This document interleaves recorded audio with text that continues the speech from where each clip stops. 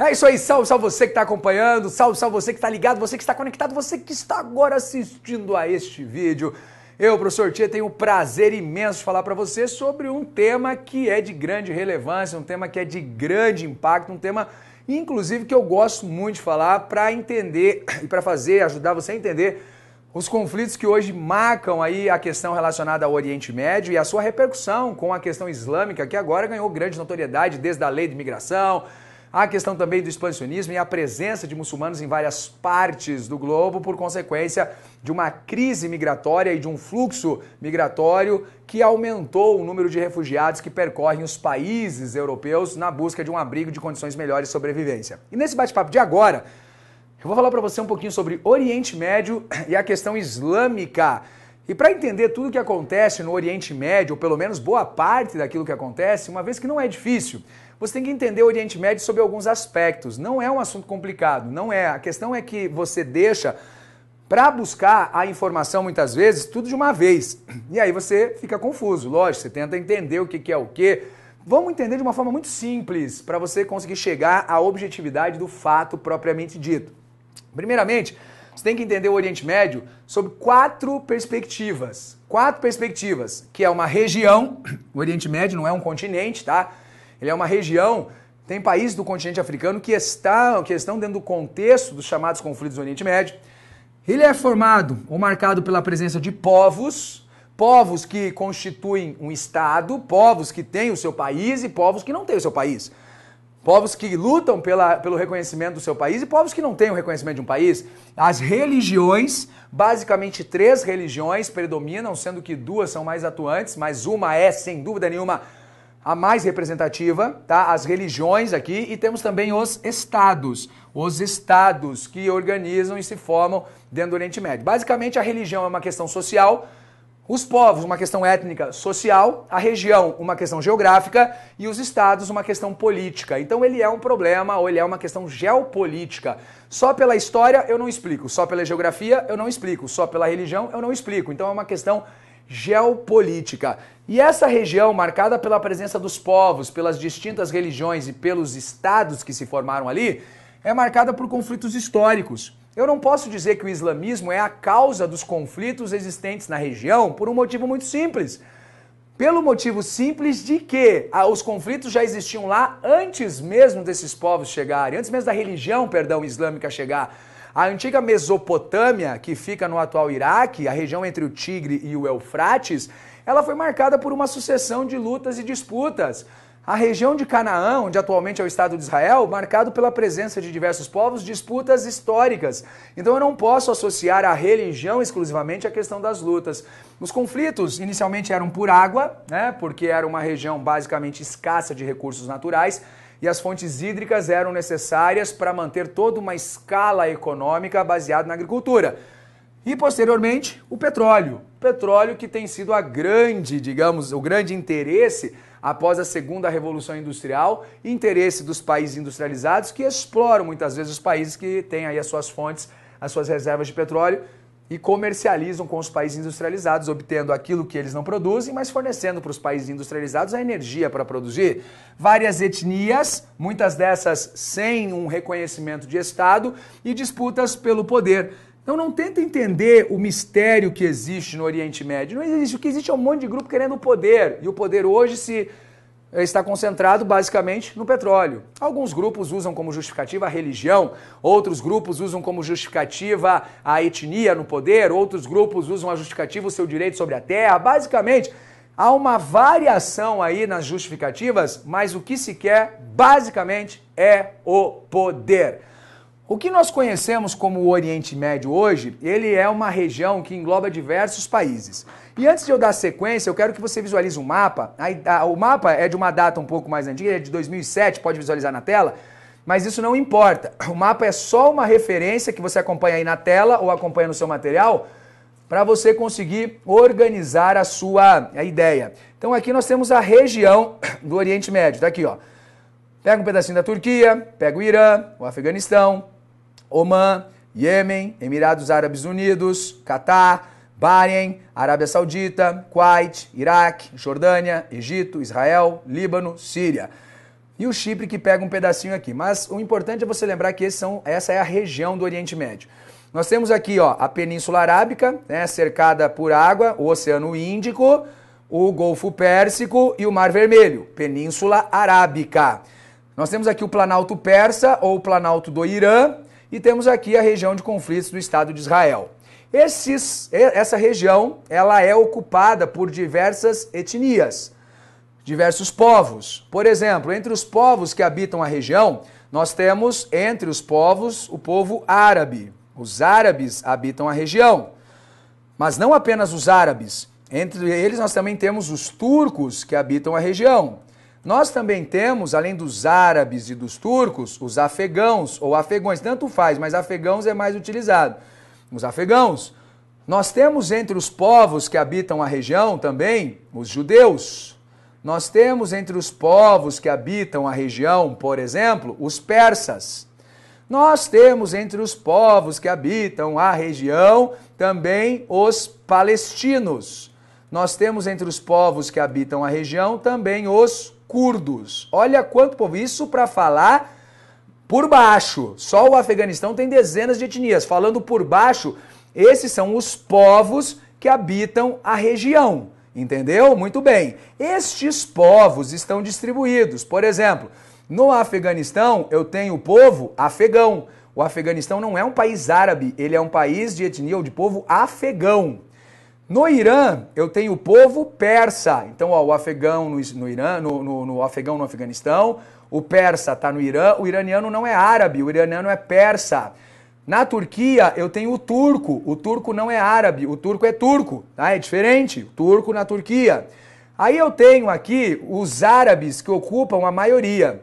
De origem árabe, eu tenho a Arábia Saudita, eu tenho o Omã, eu tenho o Iêmen, eu tenho Emirados Árabes Unidos, eu tenho o Iraque, eu tenho a Síria, eu tenho o Líbano, eu tenho a Jordânia, eu tenho o Egito. Esses países todos são países de origem e influência árabe. Os judeus têm o seu estado, que é o estado de Israel. Eles são uma outra etnia e habitam o estado de Israel. Os palestinos são uma etnia, um povo, mas não tem estado. E eles também estão dentro de Israel, por isso enfrentam problemas com Israel. Os curdos também não têm estado. Tem um pouquinho de curdo aqui, ó, na Síria, tem um pouquinho de curdo no Iraque, um pouquinho de curdo no Irã, um pouquinho de curdo na Armênia, um pouquinho de curdo na Turquia. E os curdos queriam esse país aqui, ó, como sendo o Kurdistão, mas ele não existe. Os curdos não são árabes, eles são curdos que habitam países governados e habitados na sua maioria pelos árabes. Os palestinos não são árabes, eles são parentes dos árabes, eles são próximos aos árabes, mas habitam um país que é comandado por um outro povo judeu. E aí vem a religião. A religião é outro fator aqui. Existe no Oriente Médio 3 grandes religiões, porque o Oriente Médio é o berço das 3 grandes religiões monoteístas do mundo. Nós temos o judaísmo, ok? Basicamente concentrado em Israel com os judeus. Nós temos o cristianismo com uma presença fraca no Oriente Médio, porque foram expulsos lá nas cruzadas. E nós temos o islamismo. O islamismo, que é uma religião que se proliferou muito entre os árabes, mas entre outros lugares também. O islamismo existe de forma predominante em Omã, Iêmen, Arábia Saudita, Afeganistão, Irã, Turquia, Iraque, Síria, Líbano, Jordânia, Egito. Veja, o islamismo, portanto, existe entre países árabes e países não árabes. Então, acima da ideia de unidade árabe que existe na região do Oriente Médio, o islamismo é motivo de união e de desavença. O islamismo, nas suas correntes sunita e xiita, é uma religião que não é só praticada pelos árabes. É praticado pelos persas do Irã, pelos afegãos do Afeganistão, pelos turcos da Turquia. Mas ele é predominantemente praticado entre os árabes, mas não exclusivamente praticado entre os árabes. Volta aqui para mim. Aí você pensa assim, tá...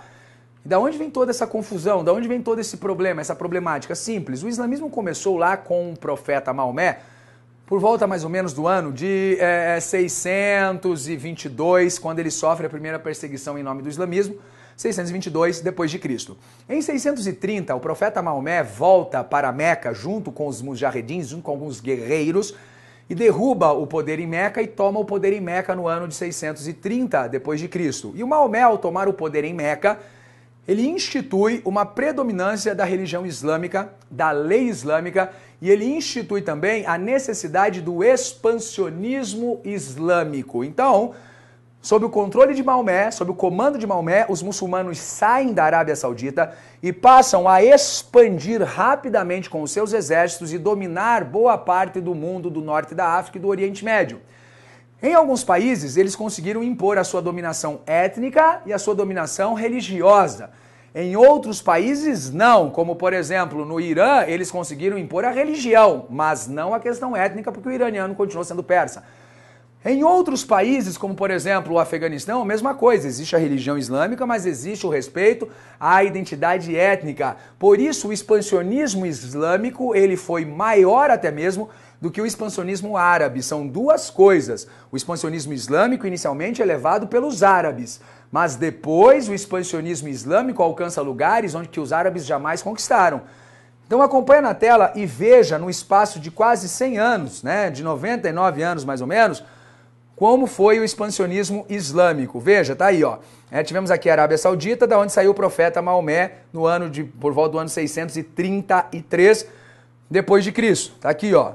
Saiu da Arábia Saudita. Expandiu o islamismo para o Iêmen, para o Omã, expandiu o islamismo para toda a região, veio para cá, e Egito se tornou muçulmano, Líbia se tornou muçulmana, tivemos aqui a Tunísia, a Argélia e o Marrocos. Atravessaram esse estreito chamado Estreito de Gibraltar, que separa o continente europeu da África, e os mouros, ou seja, os descendentes de árabes e muçulmanos, descendentes de árabes etnicamente e muçulmanos de religião, também dominaram parte aqui da Península Ibérica, fazendo com que os europeus lutassem contra os mouros na Península Ibérica, só que só conseguissem deter o avanço islâmico lá no ano 732. Ou seja, de 633 depois de Cristo até 732 depois de Cristo, o expansionismo muçulmano árabe foi muito forte e também expandiu aqui, ó, Iraque, Síria, dominou a região atualmente onde é o Estado de Israel, né, e foi expandindo a sua religião, a sua religiosidade, ganhando e conquistando espaço. Pode voltar aqui para mim. Então o expansionismo islâmico foi muito forte. Ele inclusive chegou a países onde os árabes nunca conseguiram dominar, como foi o caso da Turquia. A Turquia é um país islâmico, mas os árabes não dominaram a Turquia. A Turquia, sim, dominou regiões árabes quando impôs o seu império, chamado Império Turco-Otomano. Por mais ou menos 400 anos, o Império Turco-Otomano governou regiões habitadas por árabes de religião islâmica. Por mais ou menos 400 anos, o Império Turco-Otomano foi predominante na questão religiosa, o islamismo, mas impôs uma dominação sobre diversos países que se mantinham sob o controle do Império Turco-Otomano. Mas o Império Turco-Otomano e os seus domínios foram perdidos após a Primeira Guerra Mundial. Após a Primeira Guerra Mundial, o Império Turco-Otomano perde a guerra e uma série de países novos surgem como consequência do fim dessa guerra, da Primeira Guerra Mundial. Olha na tela aí, ó, depois da guerra. Depois da Primeira Guerra, diversos países conseguiram a sua independência em relação à Turquia porque o Império Turco-Otomano se fragmentou. Aí nós temos o Iraque, né, reinado e depois república, começou a sua independência em 1920, Arábia Saudita, 1932, o Líbano, 1943, a Síria, 1946, a Jordânia, 1946 e o Egito, 1953, os países que se tornaram independentes. Mas existiam áreas sob proteção, por exemplo, uma região que você observa aqui, ó, a região da Palestina não virou país nenhum. A região da Palestina era um protetorado britânico. Os britânicos protegiam a região da Palestina e a região da Palestina era a última região aqui do Oriente Médio que ainda não tinha um Estado. E os ingleses tinham o compromisso de permanecer na região da Palestina até 1947. Pode voltar aqui para mim. Porque a Palestina era uma região de proteção dos ingleses, assim como a Síria era protegida pelos franceses, a região guardada pelos franceses, a Palestina, a região da Palestina não era um país. Ela era protegida pelos ingleses, mas ela era habitada por palestinos e por judeus. E não existe um país constituído. Todos os países árabes ao redor veem a região da Palestina com um olhar de interesse, mas a Inglaterra ainda está lá, então nós não podemos pegar este lugar. essa grande região que tem um baita acesso ao mar Mediterrâneo, nós não podemos, temos que esperar. Essa região da Palestina também, que é banhada pelo Rio Jordão, uma importante fonte da região, então nós temos que esperar a saída dos ingleses. Vamos esperar, a hora que os ingleses saírem, a gente se arrebenta e pega essa região para nós. Essa região era habitada por palestinos e por judeus. Ninguém imaginava que um dos dois grupos ia ter força. Ninguém imaginava. O árabe estava pouco se lixando para o palestino também. O árabe quer dominar aquele território, o árabe quer abraçar aquele território. O palestino é muçulmano, mas e daí? Eu quero esse território para mim porque ele é muito importante. Se isso já não bastasse, nós temos uma cidade que fica na região da Palestina, a região da Cisjordânia, que é Jerusalém, que é uma cidade internacional, que era, na verdade, uma cidade visitada por povos de todas as nações, e era uma cidade que é o berço, que é uma cidade sagrada para as 3 maiores religiões monoteístas do mundo. Em Jerusalém nós temos aí monumentos que fazem referência às 3 maiores religiões monoteístas do mundo. Então era um problema muito sério. E como o protetorado britânico está chegando ao fim em 1948, os britânicos deixarão a região da Palestina, a ONU resolveu interferir, a ONU resolveu apresentar um plano de proposta, usando o Conselho de Tutela, não é de Nutella, o Conselho de Tutela, para tentar apresentar uma proposta para a saída dessa crise, porque todos os países árabes e muçulmanos querem aquele território quando a Inglaterra deixar em 48. Os judeus querem um Estado para si naquele território e os palestinos querem um Estado para si naquele território. Está todo mundo contra todo mundo. Chega a ONU para tentar resolver a questão. Veja na tela. Olha o plano da tela, da ONU, né? Olha aí na tela. Um plano, sem dúvida nenhuma, uma merda de plano. A verdade é essa, uma porcaria de plano. Em 1947, a ONU tinha um plano de partilha da região. Então ela diz o seguinte, ó, essa corzinha aqui é o Estado palestino. Olha que legal, vai ter um país que é dos palestinos. Aqui também é palestino, porque tem a maioria palestina aqui. Aqui também é palestino, porque tem a maioria. Não vai dar certo. Esse vai ser o Estado palestino. Tá, vamos ver se o pessoal vai acreditar. Esse outro amarelinho é o Estado judeu. Então aqui é um país judeu, daí ele é interrompido aqui, daí volta o Estado palestino. E Jerusalém, de acordo com a proposta da ONU, será a cidade internacional. Essa é a proposta da ONU em 1947. Volta aqui pra mim. É mais ou menos assim, tá? Tua mãe, teu pai tá em casa... Aí a tua mãe fala assim, olha, a mãe vai sair, a hora que a mãe sair, vocês vão ficar com o pai, mas o pai também vai sair, tá bom? Você vai cuidar e vai assistir TV das 15 horas até as 16. Você vai assistir TV das 16 às 17. Você vai assistir TV das 17 às 18. Todo mundo concordou. Não, beleza, a TV é território internacional, eu vou ficar aqui no sofazinho menor e assisto nesse horário, eu vou ficar no sofá maior, assisto nesse horário, e todo mundo concordou que a TV vai ser assistida por todo mundo. Aham, até a mãe sair, até o pai sair. A mãe saiu, quando o pai sair, meu amigo, vai começar um bate-boca, uma briga para ter acesso à televisão. Ninguém mais vai querer saber da recomendação do pai, da mãe, até o outro irmão que estava no quarto veio brigar, todo mundo tá brigando pela televisão. Isso não é estranho acontecer nas famílias, não é mesmo? Então foi o que aconteceu lá no Oriente Médio. Quando a Inglaterra falou assim, olha, gente, a ONU disse que isso aqui é Estado judeu, que isso aqui é um Estado palestino, Jerusalém é a cidade internacional e eu vou sair daqui. Vocês concordam que vai ser assim? Todo mundo, não, a gente concorda, a ONU pode, a Inglaterra pode sair. A gente concorda que vai ser assim, legal, então a Inglaterra, tô saindo, beleza, tchau Inglaterra, tchau, mano, foi os ingleses virar as costas que a porrada comeu solta, quando os ingleses saíram da Palestina, imediatamente Israel foi lá e fincou-lhe a bandeira e declarou, tá, independência, nas margens do Rio Jordão, Menachem Begin vai lá, Ben Gurion vai lá e puxa o castiçal e grita independência ou morte nas margens do Rio Jordão. Não, na verdade Israel declarou sim a sua independência lá em maio de 1948, e ao declarar a sua independência, Israel disse assim, todo esse território desocupado é nosso. E Jerusalém é uma cidade, é a capital de Israel, indivisível e indissolúvel. Israel declarou. Uma coisa é Israel declarar, outra coisa é o povo aceitar. Ninguém aceitou e uma guerra começa. É a chamada Guerra da Independência de Israel. Os países árabes ao redor queriam aquele território para si. Israel declarou sua independência, estava preparado para as armas, os palestinos não estavam. E aí o pau começou a quebrar e veja no mapa o que aconteceu. Olha aí, ó. Depois da declaração de independência, Israel vence a guerra contra os países árabes vizinhos, entre 48 e 49, e expande suas fronteiras. A Jordânia, que entrou na guerra, ficou com a Cisjordânia e uma parte de Jerusalém. O Egito, que entrou na guerra, ficou com a faixa de Gaza. Jerusalém foi dividida entre Israel e Jordânia e Israel aumentou o seu domínio. E os palestinos estão aí no meio. Os palestinos estão aí no meio, ninguém se preocupou com os palestinos, ninguém se preocupou com os palestinos, como ia se fazer, o que ia acontecer, se eles teriam Estado ou não teriam Estado. E o fato é que Israel impôs a sua dominação. Pode voltar aqui para mim. Só que essa dominação de Israel criou um problema. Por quê? Porque todos os países árabes ao redor queriam aquele território que era muito extenso, que era muito rico, que era muito produtivo, tinha acesso ao Mediterrâneo, tinha o Rio Jordão, e ninguém ficou muito satisfeito com essa dominação, com a presença de Israel, porque aí vigora uma regra do seguinte, é o mais parecido com o mais parecido. Quanto mais parecido nós formos, menos inimigo, não é mais amigo. Quanto mais parecidos somos, menos inimigos somos. Menos inimigos. Então, ou quanto mais parecido formos, menos inimigos seremos.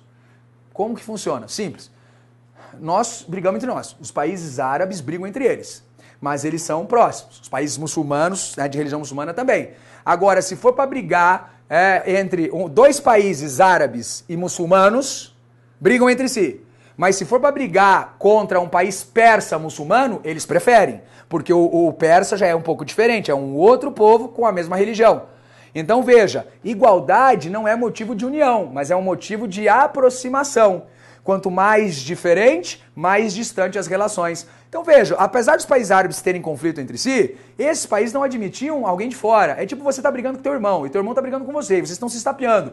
Agora, se qualquer um de fora xingar você ou seu irmão, você não vai apoiar essa pessoa, vocês vão se juntar e brigar com o terceiro, que chegou ali querendo colocar a lenha na fogueira. Os países árabes sempre brigaram entre si, mas de repente chega um estranho, que é Israel, que se declara independente num território que eles queriam, que se proclama independente no território que eles queriam, que é de uma outra etnia, os judeus, e que é de uma outra religião, o judaísmo. É tudo diferente. Por isso Israel compra a briga ou é alvo de vários países do Oriente Médio e tenta se impor à força, criando problemas com vários deles. Tá bom? E o ano de 1967 foi muito marcante, porque em 1967 Israel já lidava com um problema interno, que era a causa palestina, que desde 64 atuava para o reconhecimento do seu Estado. E Israel também vai ter que enfrentar 3 países que se juntaram para atacar Israel: Síria, Egito e Jordânia. Se organizaram para promover um ataque surpresa a Israel. Só que Israel descobre, antecipa e faz a guerra, faz o ataque antes de ser atacado. E venceu simultaneamente Síria, Jordânia e Egito em 6 dias, numa guerra que ficou conhecida como Guerra dos 6 Dias e aumentou os domínios de Israel. Veja na tela. Então, em 1967, a Guerra dos 6 Dias, Egito foi vencido e Israel anexa a faixa de Gaza do Egito e também anexa a península do Sinai, que pertencia ao Egito. A Jordânia perdeu também. Israel anexou a Cisjordânia. E aqui, logicamente, os moradores aqui da Cisjordânia, nós temos muitos palestinos, mas a Cisjordânia foi perdida e Israel anexou a Cisjordânia da Jordânia, que perdeu a guerra. A Síria perdeu as colinas de Golã, próximas a que davam acesso da Síria ao Rio Jordão. Então, olha só, o Rio Jordão já está na sua totalidade, praticamente, dentro do território de Israel. O Rio Jordão separa Israel da Jordânia, mas tá aqui, beleza. Então nós temos o Mar Morto, temos o Rio Jordão, e a extensão do Rio Jordão e o Mar Morto estão basicamente dentro dos domínios de Israel. Então a Síria perdeu as colinas de Golã justamente por causa do acesso ao Rio Jordão. E isso faz com que Israel compre a briga aí e vença a guerra, tanto com o Egito, como com a Jordânia, como com a Síria. Guarda aqui, ó, tá vendo o Líbano? Tá vendo o Jordão e a nascente do Jordão aqui no Líbano? Guarda essa informação que daqui a pouco vai ser bem útil para você. Mas o fato é esse, que depois da Guerra dos 6 Dias, volta aqui para mim, depois da Guerra dos 6 Dias, Israel simplesmente aumentou o seu território de forma significativa e se impôs sobre a região. Muito bem, não dá para brigar com Israel. Os palestinos tentam fazer a luta armada, fazem movimentos guerrilheiros, fazem terrorismo, mas Israel persegue os terroristas palestinos. Israel tenta reprimir os movimentos, Israel tenta reprimir as lutas e tenta reprimir a confusão toda com o objetivo de tentar se impor de forma absoluta. O Egito não aguentava mais.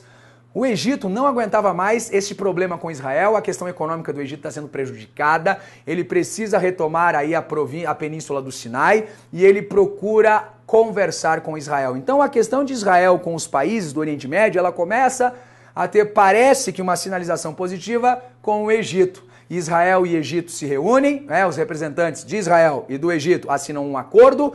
O acordo é conhecido como Acordos de Camp David, em 1979, quando Anwar Sadat, do Egito, ele vai firmar o acordo aí com Israel, com o objetivo de, junto a Menachem Begin, fazer um acordo de pacificação.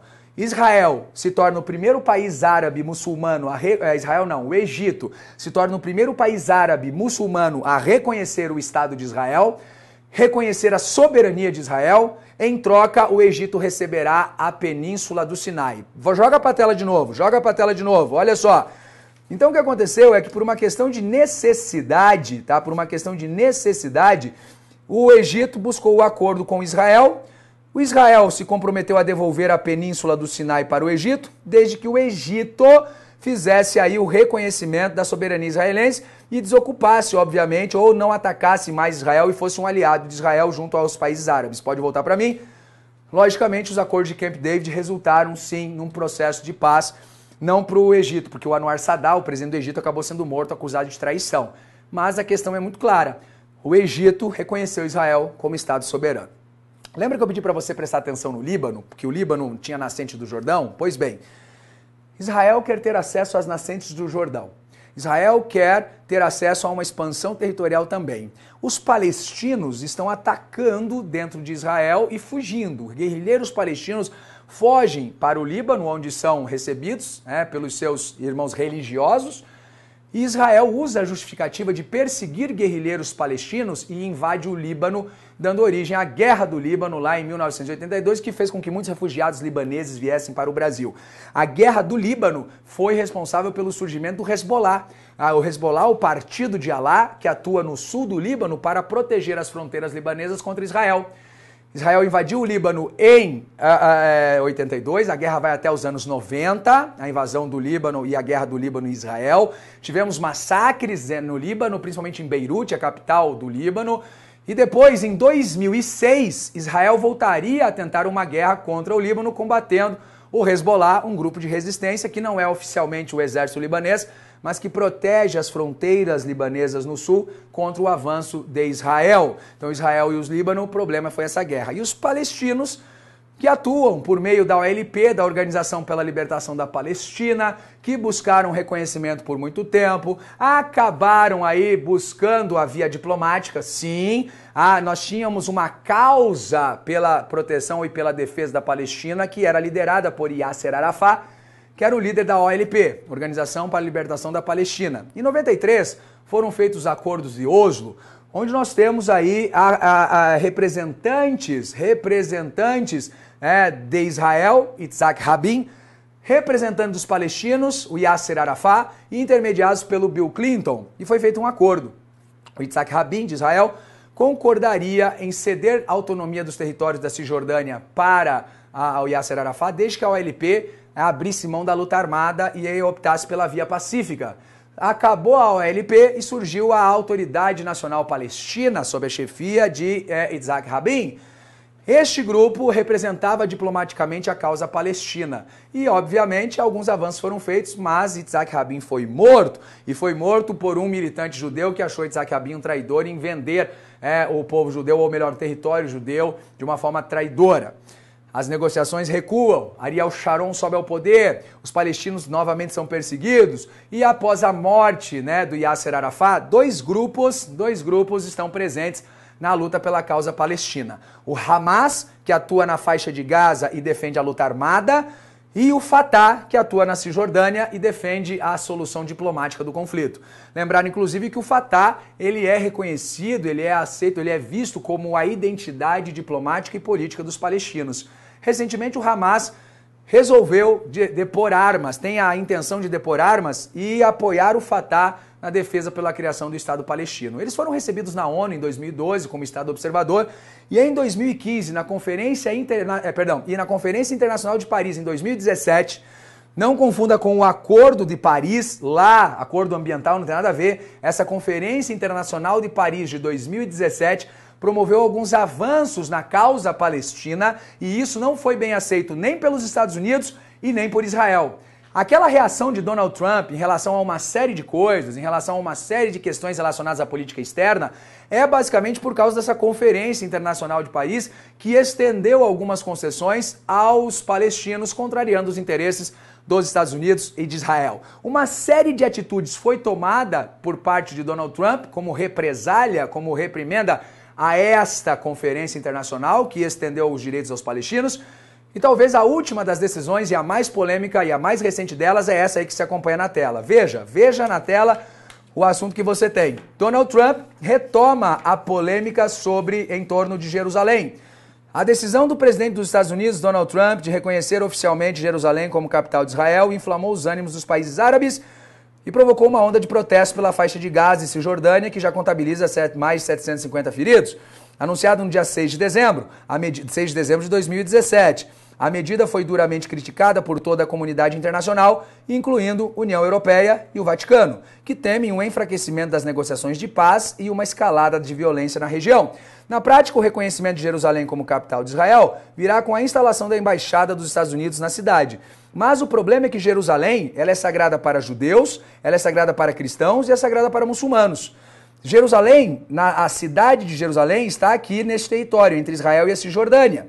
A cidade velha de Jerusalém, ela tem bairros que representam essas religiões. E ela tem uma parte dela que fica na Cisjordânia, mas que agora é total domínio de Israel.